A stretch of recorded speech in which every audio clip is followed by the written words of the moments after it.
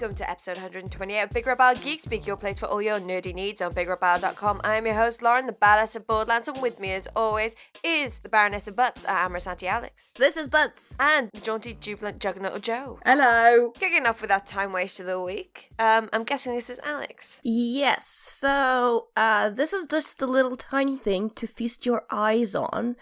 Before Jessica Jones aired, they released the names of the episodes, and for every episode, they drew a really nice comic book cover. Yay! So they hint a little bit at what might or might not be coming. Now, having seen the season, some of them are a little bit misleading on purpose, but that's in a good way. But they're very stylistic. I think they just look super cool, and we'll leave a link in the description below so you can go and check them out if you haven't seen them yet. It's a really nice idea. I haven't had a good look at them yet, but I love that they've done this. I just think that's so awesome. Yeah, it's fantastic, and I love Jessica Jones. Like, I got a few of the comics, and we will discuss the series a little later.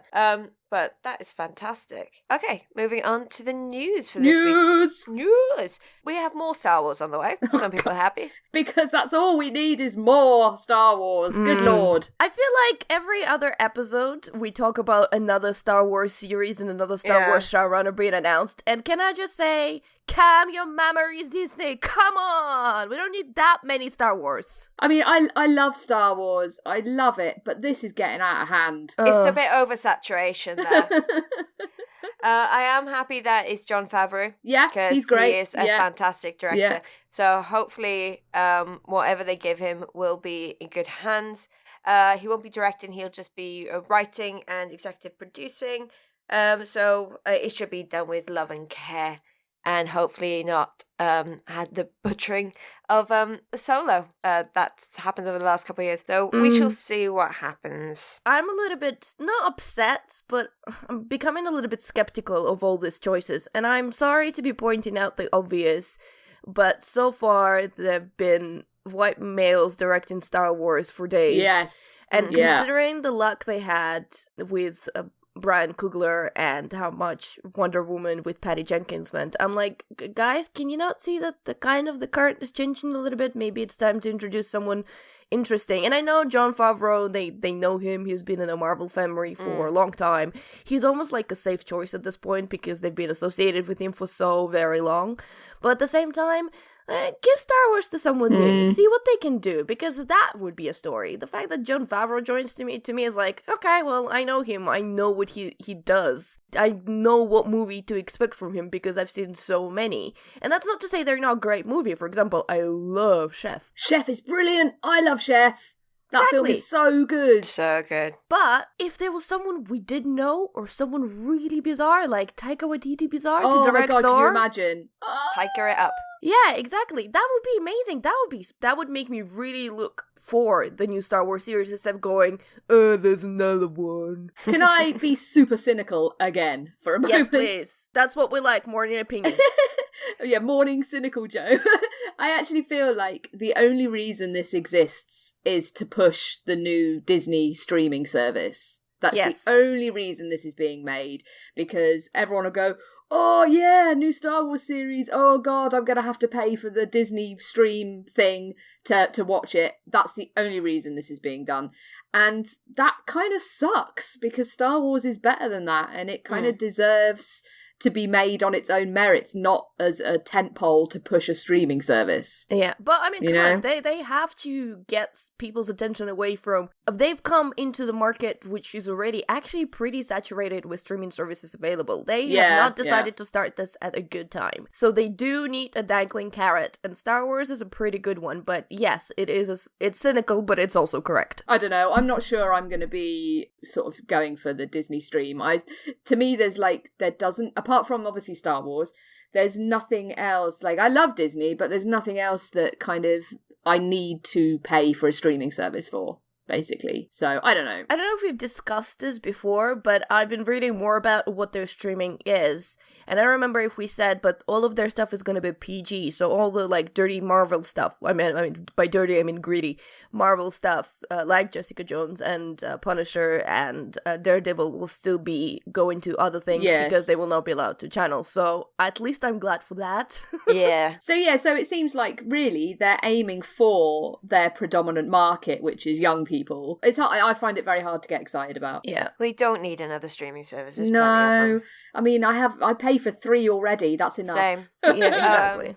Amazon Prime, Amazon, Netflix, and Now. Yeah.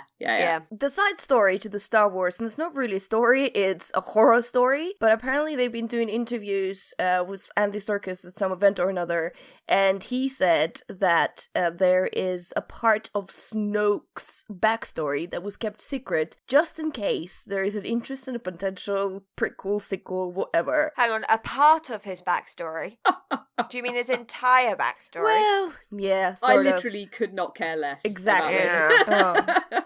Just stop it. That's not what people want. I mean, they haven't confirmed everything. They haven't said they're doing it. They're probably not doing it. But Yeah, he said that's why it was sort of left very vague, because maybe they'll do a movie about it. Ugh. Nobody will care. I mean, he wasn't a great villain to begin with. No one gives a stuff. Forget it. Okay, moving on. Still within the Disney franchise, they have announced the Luke Cage air date and released a trailer. And it's set to be aired on June 22nd, so we don't have to wait too long once you finish binging Jessica Jones, which is pretty good. I'll be finished Jessica Jones by this weekend. Are you kidding? I'm 5 episodes in at the minute. I'm done. Are you done? Have you watched it all, Alex? Yeah. Awesome. Were you up all night? No, I've spread it over 2 days. But of course. yes. Yeah. Yeah, because it came out earlier than I thought, because I thought it was this weekend, and then there was like, surprise, it's on now. I was like, oh, I'm not ready. Not prepared. No. Okay. Anyway, Luke Cage season 2. Looking forward to it. Why not? Yep. It's going to be good.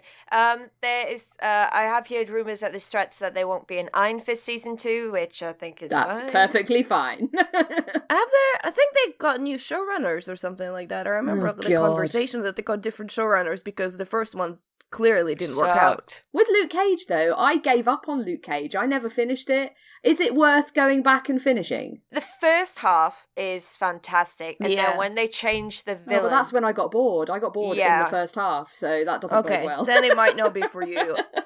I thought Luke Cage was at the best in its first half because I did like that particular villain. Cottonmouth was fantastic. Yeah, he was incredibly charismatic, and when they switched them up, I kind of lost interest a little bit. Maybe I need to try again, because maybe I just wasn't in the right headspace for it or something at the time, but I like the character. I mean, he was always cool in Jessica Jones, so...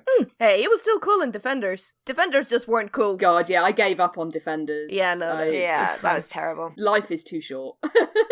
Indeed. Speaking of superheroes, yeah, it's just popped into my head. Legion is coming back. Oh, yes. Have you seen the teaser trailer? Yeah, so good. Where they're all dancing. Oh, yes, and it's Fantastic. just like, it's all in your head. It's like, oh my God, I want to marry you. But for some reason, it just popped into my head just then. I was like, oh my God, Legion! So that's something to be very excited about. Do we know when that's coming back? April 3rd. Oh, that's really soon. I know. Oh, April's going to be such a good month. Yeah, I mean, spring is great for shows. Like, you have, like, 2 hot spots in the year. So you have, like, sort of autumn time is when loads of really good shows come out. And then you have springtime, which loads of other awesome good shows. Like, we've got Westworld season 2 coming soon as well. Yeah, we've got season 3 of The Expanse coming 11th of April. I don't care the about best that. show. So yeah, lots of things to binge watch, and oh, it's so good. It's going to be fantastic. I cannot wait. Something else that happened this week, the Oscars. Yeah. Alex, we were like pretty much bang on. I know, right? We got one thing right. No, one thing wrong, didn't we? What'd you get wrong? We got the main picture wrong. Oh yeah, because we actually, even though we wanted Shape of Water. No, you wanted Shape of Water. I wanted Shape of Water to win. We both kind of thought that 3 Billboards would win, but then Shape of Water actually won. So yay! I mean, half the reason I put this in the agenda is because I was thinking back on it, and I was like, this is so Joe's Oscar. Like, everything she wanted to win pretty much won. Yeah. Except editing.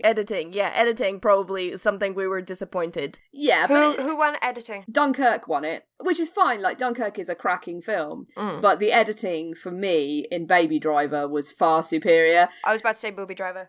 Yes, so good. and that so for good. me, I feel like that should have won it. But that's fine. Dunkirk's a great film. It's just seemed like a slight missed opportunity to award something that actually did something a bit fresh with the editing. So and unusual and very slick. It's like it was. I mean, Dunkirk's the same old. It's like it's great editing. It's a big kind of epic film in the same vein of other big epic films. It's like Baby Driver, that was something new. I've been a video editor for like nearly 15 years, and a lot of people misunderstand editing and what it's actually like. It's one of the most important parts of the movie production process. It's just not only because obviously you're putting the film together, but you can change the entire flow and story of a film in the edit. And I remember when The Matrix won Best Editing in 99, or I think, it was, the Oscars would have been in 2000, but still, when The Matrix won, I was like, this is great. You're actually rewarding for the skill, for the technique. And they had an opportunity to do that again this year with Baby Driver.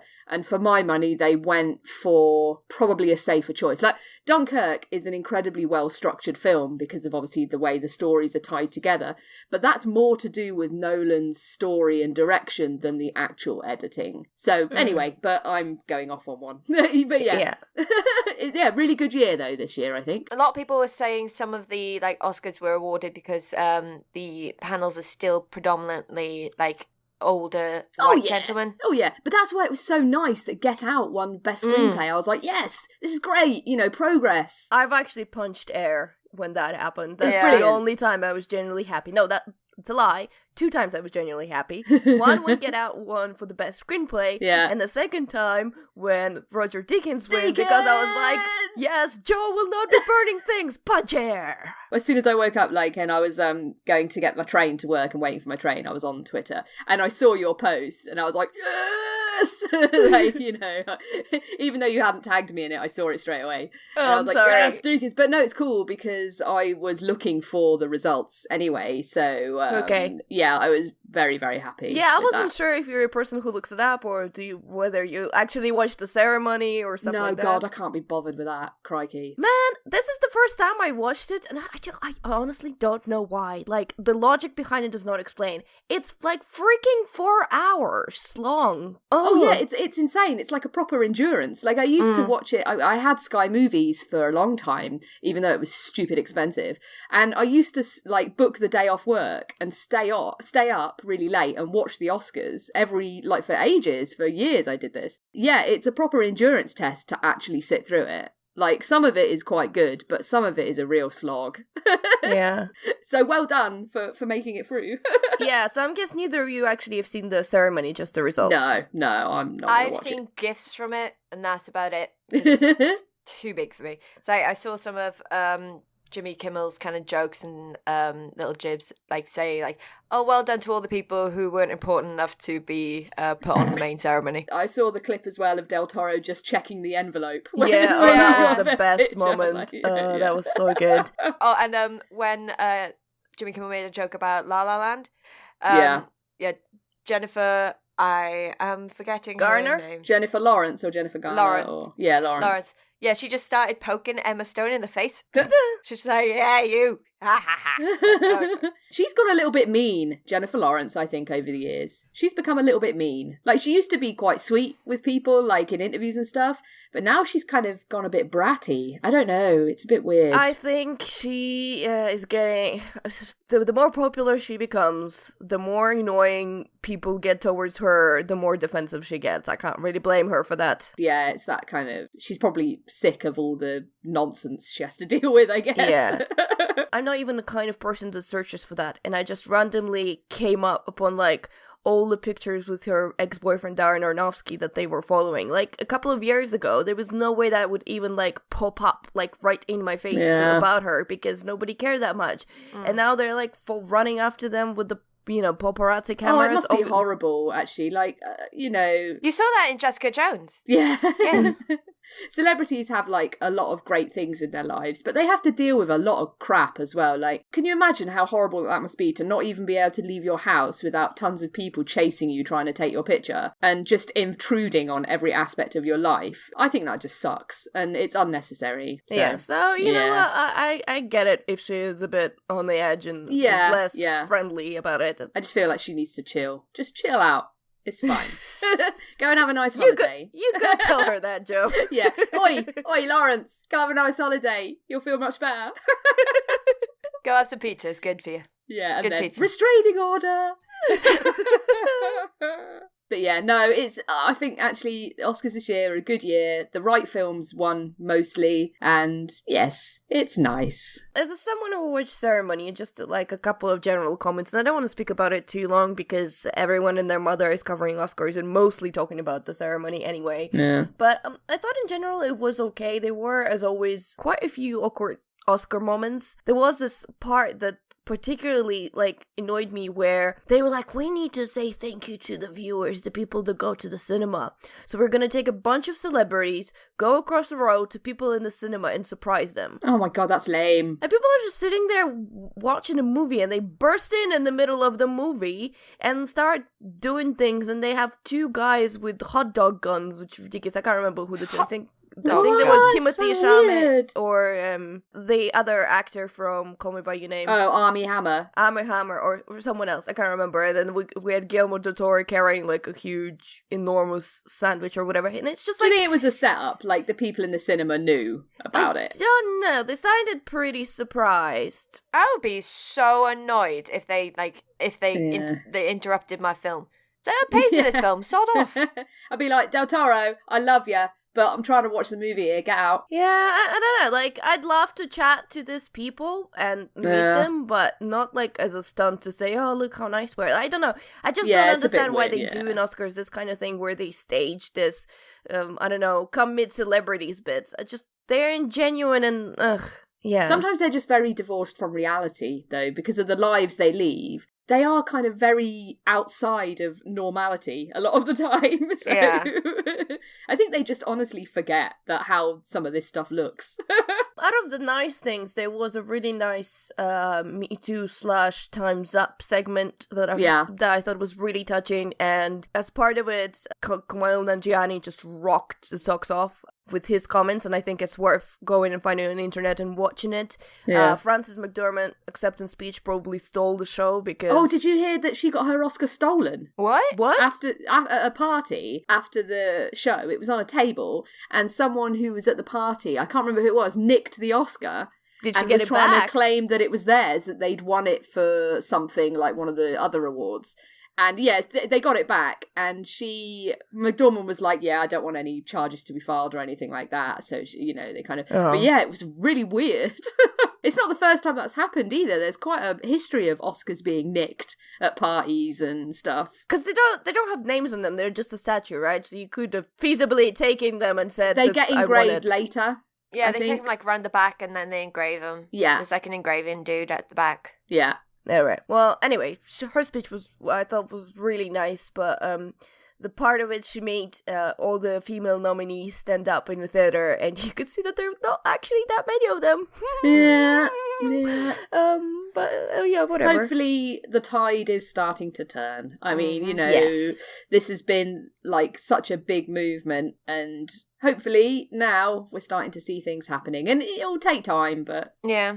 Yeah. positivity. Yeah, and both of Guillermo's speeches I thought were also really nice. Oh, he's so wonderful. I loved everything he said. And predictably, Hideo Kojima on Twitter the next day was just completely adorable, posting all these things about how much he loves him and how happy he was for him and stuff. And it was just like so sweet. I love those two. Them, and when Norman Reedus gets involved as well, it's just the most adorable bromance. Did you see when Key found out that Peel won? Oh, so sweet. That is just like ultimate bros. It's just like, oh my god, you guys are so cute. Yeah, He's just like it's so jumping and adorable. screaming. Yes, it's like, yeah, you BFFs. Yeah, Same so with sweet. Yeah, Love one it. Hideo. It's like, yeah, you boys. Yeah, love that. More bromances, please. To me, the thing about his speeches, like, if you listen to the speeches and you haven't realized that Guillermo del Toro is just generally, like, a nice, sweet dude, I don't know what the hell you've been watching, because it's just so there on the screen. Oh, he's adorable. I love him. I want to hug him. Yeah. And I love what he said about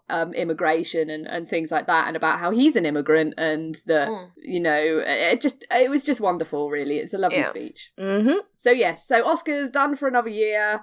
Let's see what next year brings. Hopefully lots of women. Yay! Moving on, his Dark Materials. I've lost my line.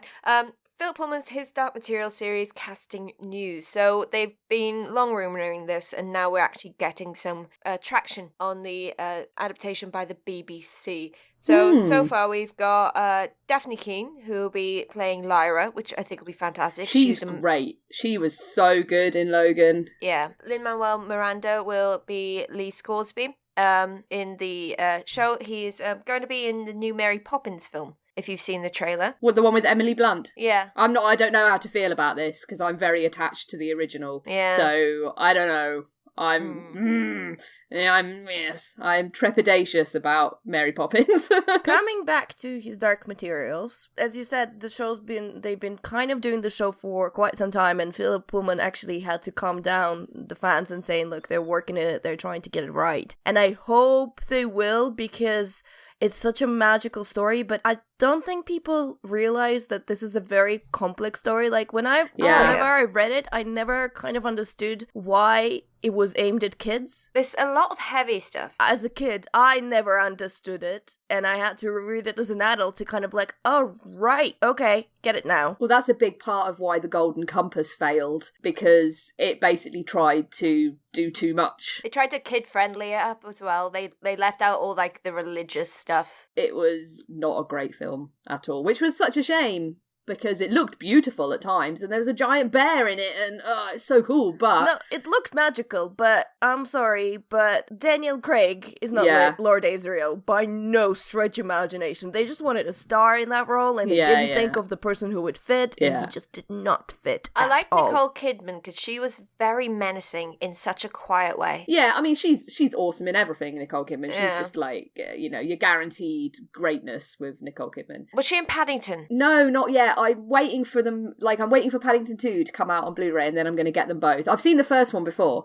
but I'm going to... No, she's the villain in Paddington 1. Yeah, she was terrible in that. But I think that film's terrible. What? You don't like Paddington? I do not think that. I think that film is the best thing. It's adorable, it's lovely, and she was fantastic. No, that film's terrible. Paddington is just wonderful and beautiful and life-affirming, and anyone who doesn't like Paddington, I think you've got something wrong with you, I'm sorry. I do have something wrong with me. That's been well established, but I don't like Paddington. Right, but back to His Dark Materials. The thing that concerns me with this is that as much as I love the BBC, I don't feel like they have the resources to really pull this off. Yeah, that's the next thing I was going to say. If it was HBO, I think they could nail it. Yeah. But BBC, I'm not too sure. I think they'll aim for HBO, but then they'll, it just won't get there. They've done great things in the past. I remember way back when I was a kid when they did Narnia. BBC did Chronicles of Narnia, and that was wonderful. But times have changed a lot, and for what will be expected visually for this story now, I'm not convinced they can do it. I hope to be proven wrong, because, like I say, I love the BBC. They're a great institution. I think we'll have to wait and see. Yeah. Yeah, my main question is the CGI, because this is a story that will obviously have to be really CGI heavy, because demons are a very big part of it, and they should be present pretty much in every frame.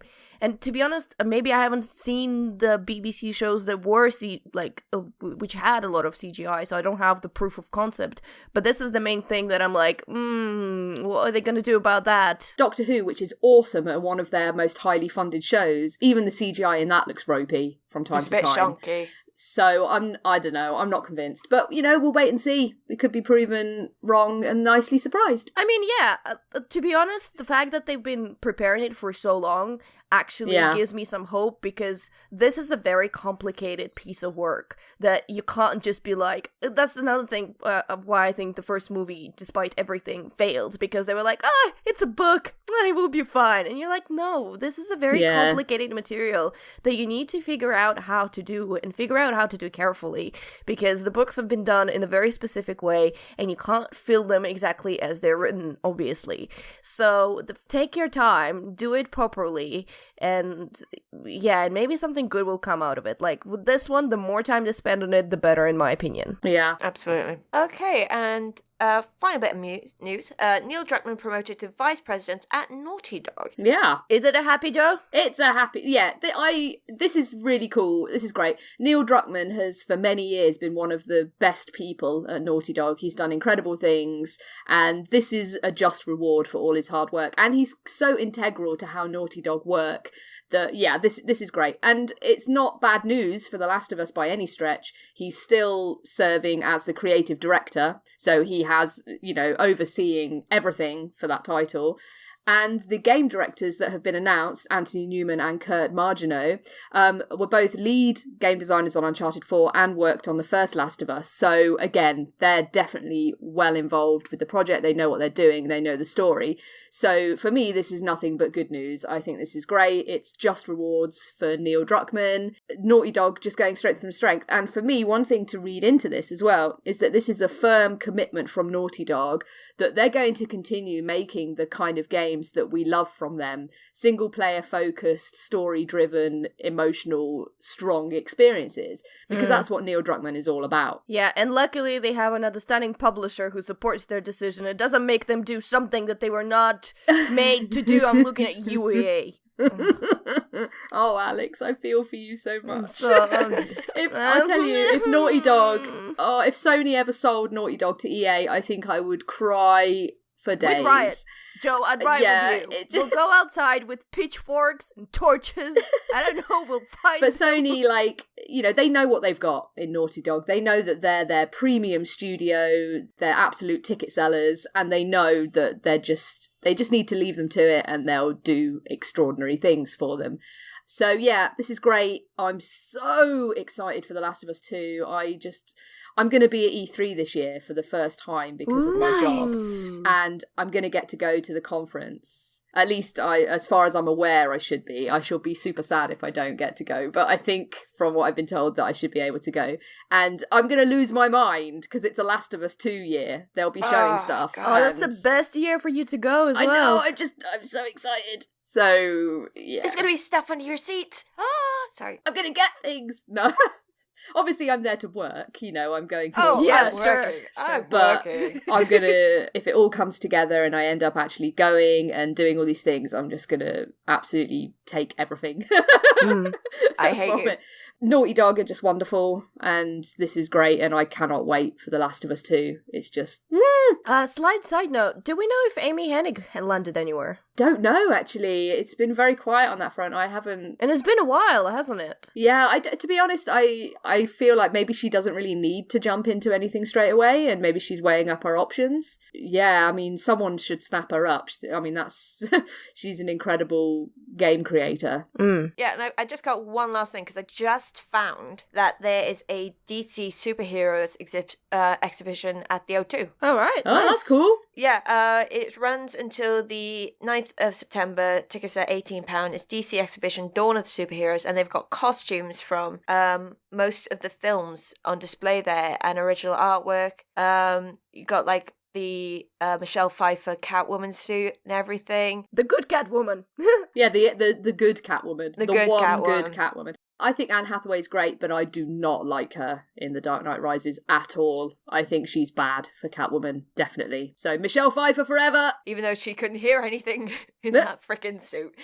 Okay, moving on to our topics this week, and we're kicking off with quite an emotional show from Alex. Yes, so I've been watching This Is Us, and I've been wanting to watch the show for forever, and I couldn't find it anywhere, but it's finally on UK Amazon Prime, so this is where I watched it. I watched only season 1. I think season 2 is either about to finish or just finished. Season 1 is available on Prime. So This Is Us is basically a story of 5 different people. So there is this is really hard to explain without spoiling, especially the first episode, because the first episode is quite emotional and quite a strong episode. And if I tell you too much, it will kind of spoil a little bit. So I'm gonna be trying to avoid stuff. So the story is about a couple in the 80s who are going to become parents to the triplets. It is about a girl that struggles with her own weight, an actor that is playing a role on the show that he doesn't think is serious enough. It's called The Manny. He plays a man that is a nanny or a pair or whatever, so it's a bit ridiculous, and he's trying to find his feet and he's trying to affirm himself and be considered more as like a serious actor.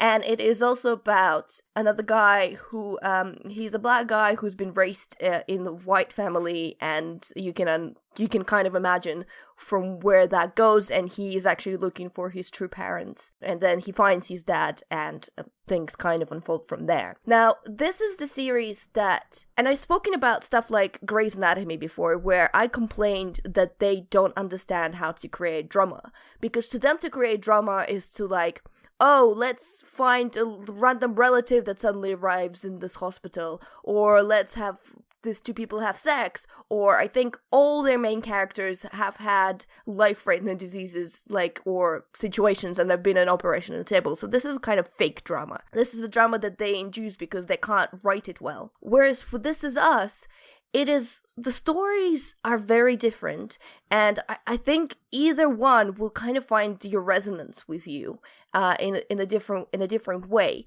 But they don't really need to make big dramatic gestures. There are I'm not gonna like lie, there are some deaths and some, as I said, this father coming, for the guy who was adopted.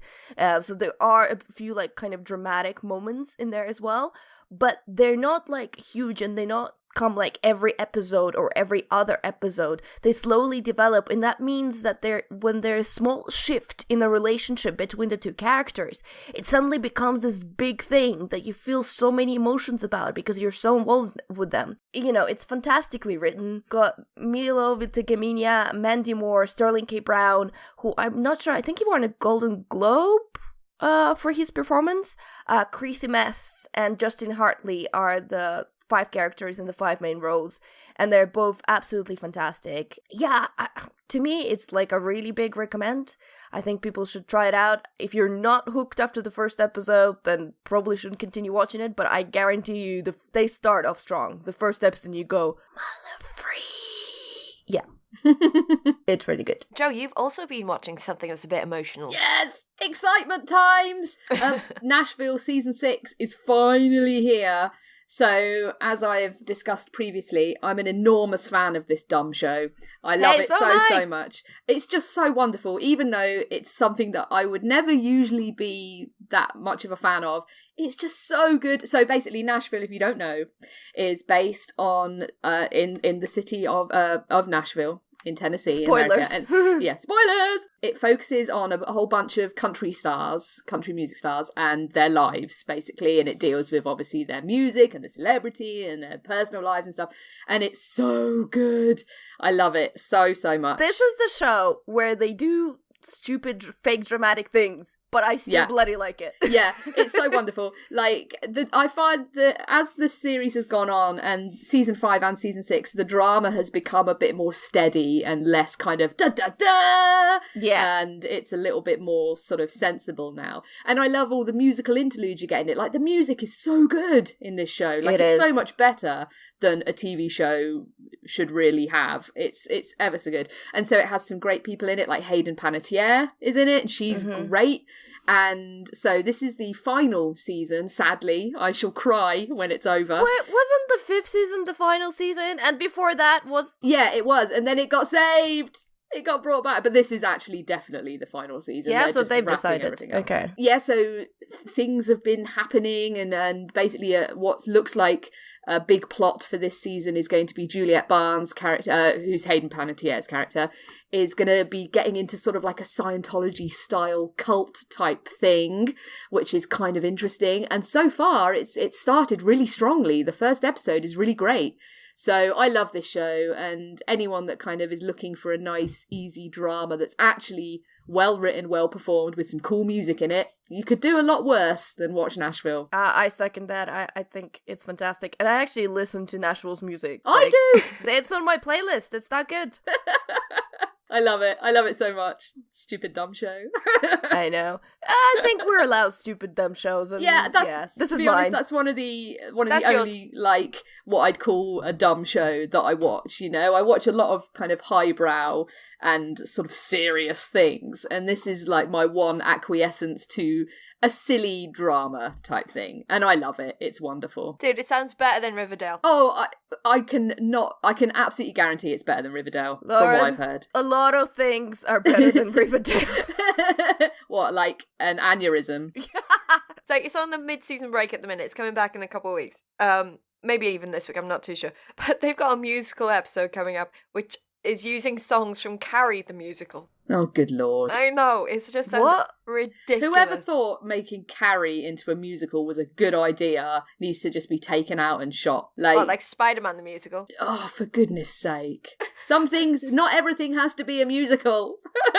One thing I am looking forward to is, like, because Riverdale has been successful, they are going to do a gritty Sabrina the Teenage Witch based on her... Oh, God, why? Why? There's already a comic precedent for it, But so what? That's not a fine. gritty thing. No, it's Sabrina against, like, zombies and stuff. Yeah, but no.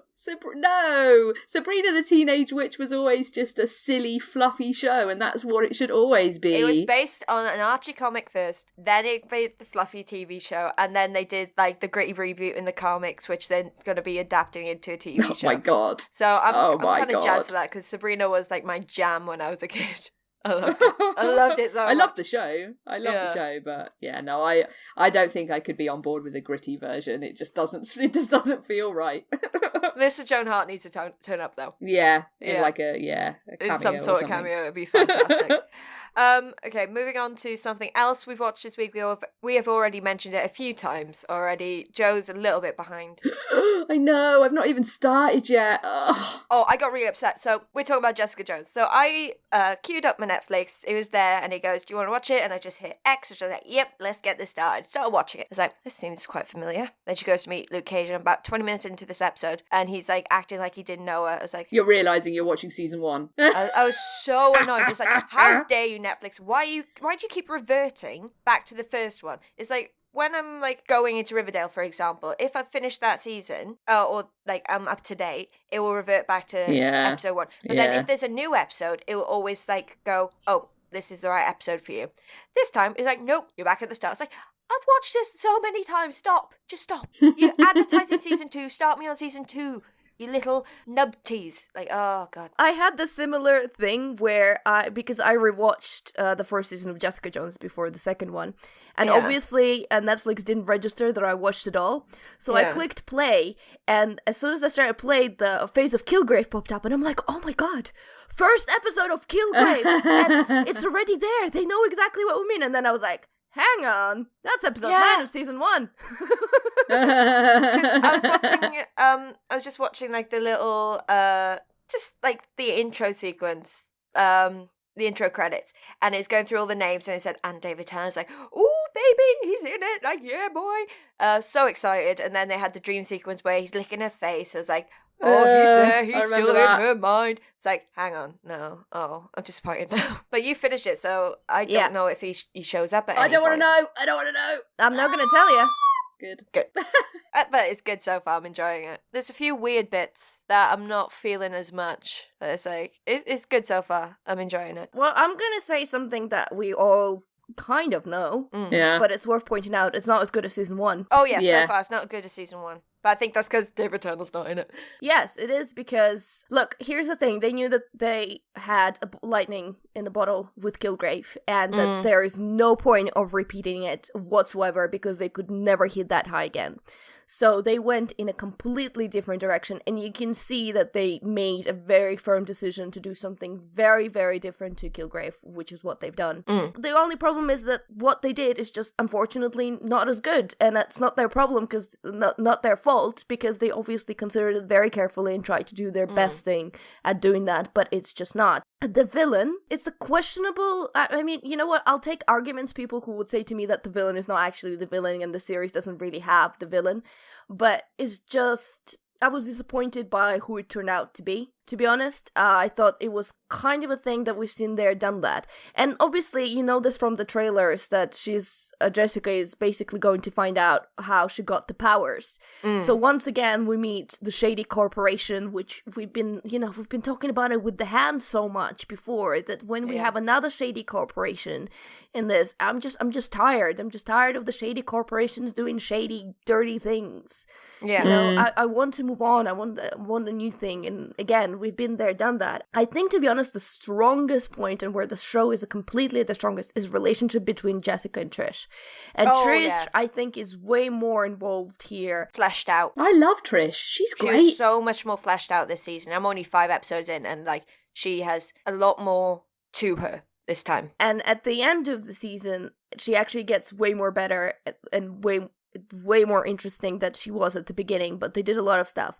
But having said that, there is a character at the beginning of the season, and I'm pointing it out to you because I don't know if I missed something, but there is a character that plays quite a big part at the beginning of the season and just falls off the face of the earth. You on about Chang? No. I don't want to say which because possibly spoilers, but I just don't know what's up with that. Are they saving him for the next season? Did they just think he was not working out? Yeah, speaking of that, Terry Chan is in this season, and he was an Expanse, and I love him, so I was very happy about that. Sorry, I'm trying to figure out who you're talking about then. Well, he probably hasn't fallen off the face of the earth for you yet. Does one important question? Does she still punch a load of dudes in the face? Yes. Then She I am punches on board. Everyone. Touches everything. To be honest, I didn't find that there was that many action bits or exciting action bits this season. It was more mystery. Emotional.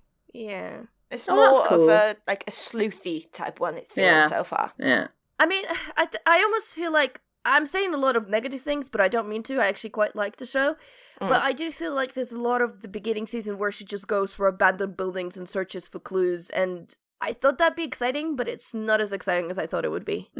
Yeah. So it's the difficult second season, really, isn't it? It Like is. they had an incredible first season, and they're having Walking Dead syndrome, where they need to have a bit of a dodgy second season, and then it will come back with a third. It is not amazing dodgy. season. Like, I think it's very enjoyable. I did my rankings after I finished watching it, and if I remember, Jessica Jones season 1, then there was Punisher, then there was joint second place for Daredevil season 2 and Jessica Jones season 2, mostly because Daredevil season 2 Punisher just rocked, and it pushes that season up for me. But Jessica Jones was just consistently good throughout. I think actually Daredevil season 2 is pretty weak. But then you've not seen season 1, have you, of Daredevil? No, I haven't seen season 1. That's far superior. To me, it's the Punisher bits. Like, I hated all the Elektra bits, but the Punisher bits brought me down, and that's why it's there. Punisher is the best thing in series 2 by far. To be fair, for me, Jessica Jones sits right in that category, and Luke Cage is a bit afterwards. So I think it's really good. It's just nowhere near strong. Like, I enjoyed it immensely watching it, but Jerry Holgraff rocked, in my opinion, as well. But even though she was kind of all her story bits were a little bit on the side, but I don't mind that. But anyway, yeah, I thought it was a really, strong season. Just, without Kilgrave, you can't. This is what you get. Yeah, I mean, they, like you say, they were always going to struggle to follow Kilgrave. I mean, he's just one of the best characters in any Marvel show. He's just wonderful. So, yes, difficult. After you guys watch the season, all I want you to do is come back on the next podcast and tell me which is your favorite episode. Okay. Because I bet it's going to be number 11, but I'm not sure. But we'll see. Ooh, we shall see. Intriguing. I think I'm going to finish it tomorrow. Yeah, we'll watch it this weekend. It'll be done by the end of the weekend. My last bit is really, really quick. Just wanted to mention I've got a friend who's got a game on Kickstarter called Hellscreen. Put a link in the description. Check it out. That looks cool. Jamie's game. Yeah, it looks really good. Yeah. He spoke about it on our 100th episode. He's got the Kickstarter out right now. It's a retro 90s style Doom kind of thing. Yeah. And it's really dark. Looks really cool. It's got a rear view mirror. I like how grungy it looks. Like, it's definitely got a filth kind of element. And I helped him work out some of the, one of the weapons design. I'm claiming one of the weapons as my idea. So, yeah. It's a shotgun that can convert from a long single barrel to a sawn-off double barrel shotgun. which is pretty cool. Yeah, the weapons are convertible. That's cool, like in Bloodborne. Yeah, pretty cool. And then also I am going to be at Insomnia at the end of the month, so if any of our lovely listeners are there, I will be there with PlayStation. Come say hi. PlayStation! Hey girl, hey. Sorry, I just love PlayStation. Sometimes I feel the need to shout their name out. Like, PlayStation! PlayStation! God, Joe, you just put so many dirty thoughts in my head. Stop it. Joe, if you want an EGX like official PlayStation stand T-shirt, I have like 4. Yes, please. Yeah, so like the company I was working for at EGX, they didn't take back the T-shirts, so I was like, okay, so I've got like 4 of them. Yeah. All of the PlayStations, all of the things. Is there anything else you guys want to talk about? Can I quickly go? This is going to be a super quick segment, but okay. I've been catching up on a lot of movies that we have talked about, so I just wanted to say like one-liners for each one of them that I've seen, and we're not going to dwell on them because you've seen better people talk about them in better ways. Anyway, so I've seen Coco, and it's freaking brilliant. I still haven't seen it. Both the Oscars that it got. It's just so adorable. We were watching, me and Tim, I was watching it for the second time with Tim, and he teared up, and it was adorable, and I'm gonna out him on the internet, because I thought Tim, it was best. You're so it was sweet. the best. You know the, like, there's like a griffin type creature? What, the big flying cat? Yeah. I've got a plushie of him. Well, the best thing about that movie is the dog, because it is incredibly droopy, and it's fantastic. Anyway, so Coco is the one. Then I finally saw Mother, and Joe, at one point where I understood what this movie was about, I laughed out loud. Because I was like, oh my god, that's what this is. That's who these people are. Yeah. It's about religion, isn't it? Yes, you can say that. There's a lot of things it's about. Yeah. I haven't watched it, but I've seen like cinema sins. Yeah, it's yeah, maybe you should have watched it before watching CinemaSins, to be honest. Yeah. I think they might And just also don't watch CinemaSins because they're terrible. Well, I watched that because it was just on, but I also watched the Found Flicks Ending Explain, which is really good channel.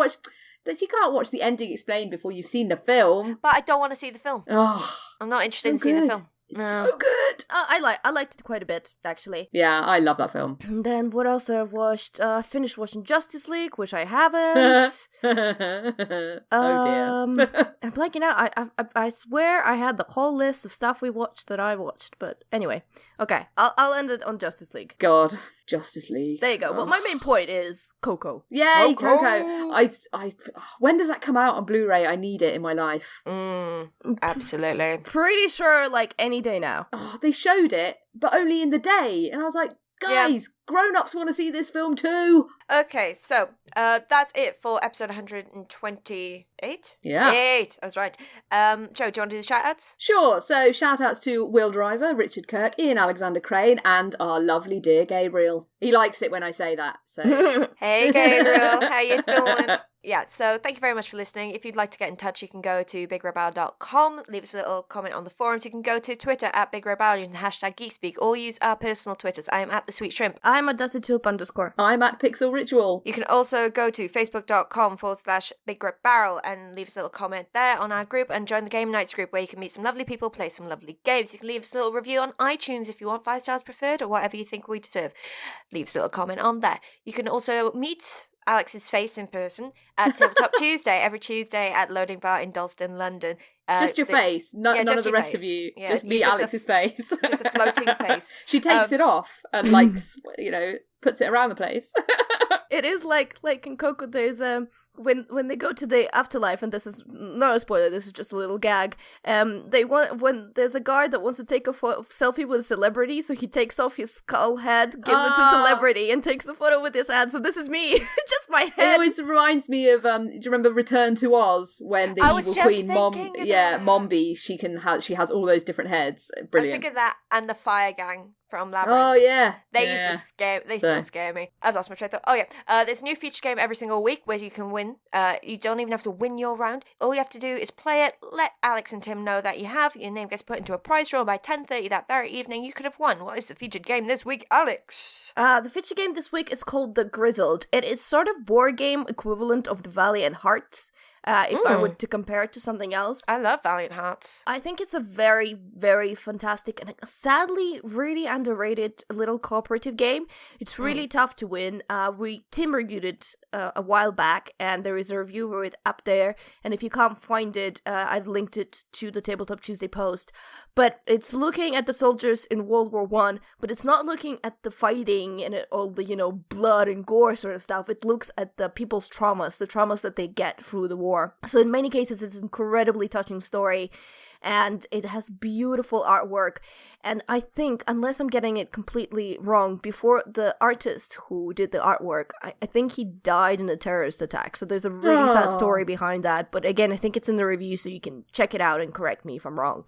But yeah, it's a beautiful looking game. It's really tough to play, and it's co-op, so great. And I lost my voice.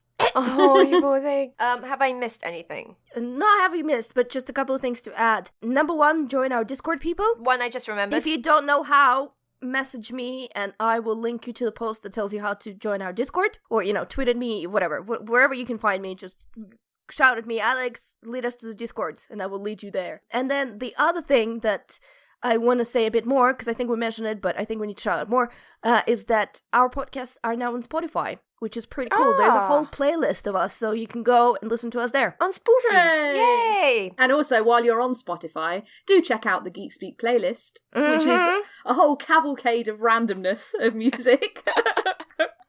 Oh, I've got some more songs to add to it. I forgot. Oh, God. Yeah, I got It's some new already songs. enormous. Oh, it should be bigger. We'll have to start be deleting bigger. stuff soon. Never. Yeah, so you can add songs to that too. Ooh, if I don't like it, I'll delete it. I think only Joe can do that, can she? Yeah. Yeah, I think I'm the only one that can delete stuff. Yeah, Joe's got god powers, so... Yeah. Oh, you've got god powers. Okay, so that's it for 128 of Geek Speak. I've been Lauren. I've been Butts. I have been Joe, the god of Spotify. We bid you goodbye. Bye. Bye. Bye, Butts.